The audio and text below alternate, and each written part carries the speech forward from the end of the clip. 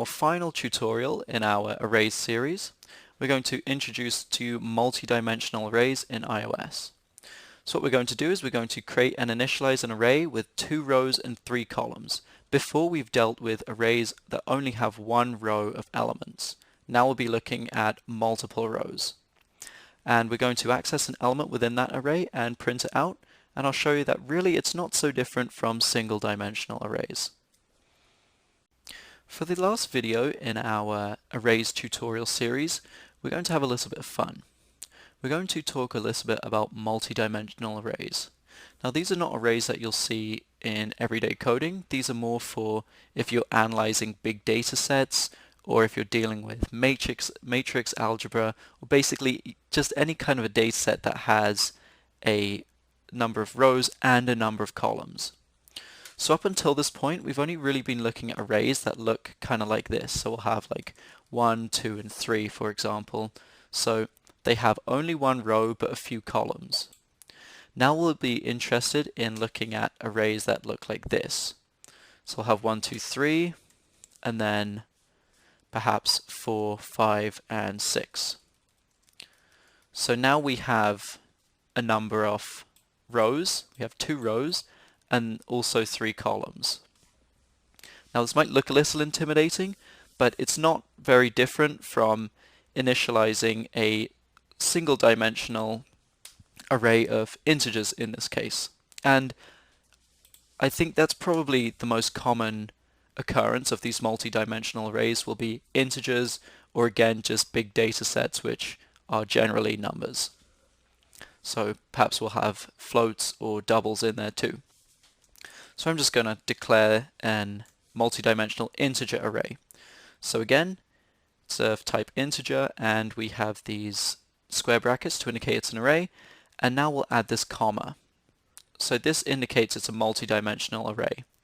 And what we'll do is we have the number of rows before the comma and the number of columns after it.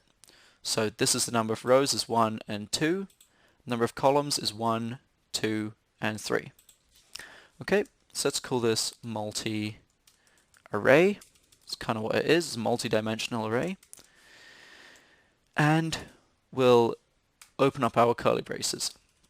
So just so we don't get a little confused, I'm going to add, not that, but I'm going to add the new operator, and it's going to be a new integer array, and it's going to have 2 rows and 3 columns.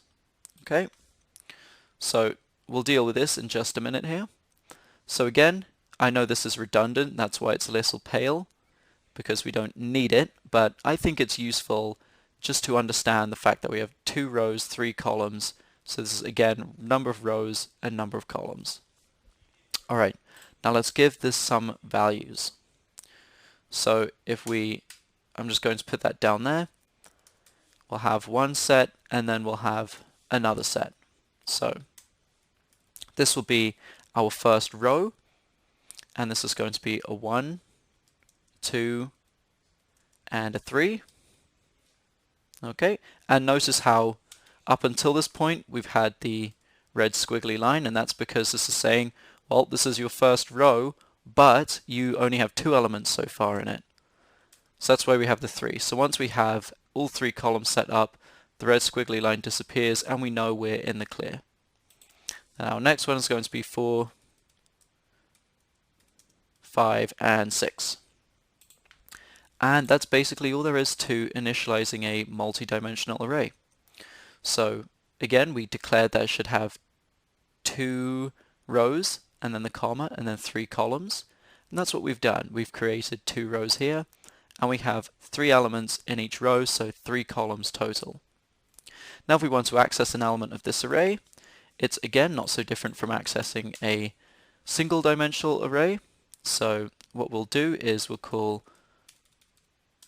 create an integer, and we'll call this int I. Let's just keep things simple, and we'll assign it the value of, perhaps let's access the second column in the second row. So this should be a number 5. So again, this is 0 and 1, and this is 0 and 1. So second element in the second row. Alright, so let's go ahead and call that now. So this is the multi-array, and we are accessing again the element at index 1 in the rows and index 1 in columns. Okay, and just to make sure everything is working fine, let's print this out. So let's have this be equal to I, and we'll change it to a string. Alright, let's go ahead and run this code. So just using the iPhone 5S again. So although it looks intimidating, it's really not much different from a single dimensional array. It's just adding an extra row basically. So you have to type in 2 numbers rather than just 1. And here we get a 5 printed because that's the element we're accessing. Again, it's 1, 1, so we go 0, 1, and then 0, 1, and we reach element number 5. And that's basically it. That's how you create and initialize multidimensional arrays, and this is how you access the elements. You can modify them if you want, so you could call multi-array of 1, 1, and perhaps change it to a 7 or something if you'd like. It's pretty much exactly the same as with a single dimensional array, just with this added parameter here. Alright, this has otherwise been our tutorial series on arrays in Xamarin Studio. Thank you so much for watching, and I do hope I'll see you next video. So in our final video, we introduced multidimensional arrays in iOS.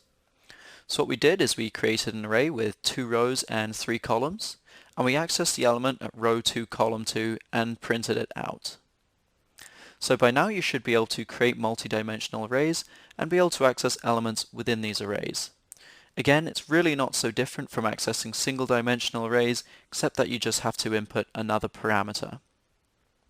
So we've learned how to deal with multidimensional arrays, and we've looked at creating arrays of all different variable types, as well as accessing elements within an array, both single and multidimensional, and modifying array values. So we'll take an element from an array at a specific index, and we'll just change the value of it so that it changes the value of the index or the element at that index within the array.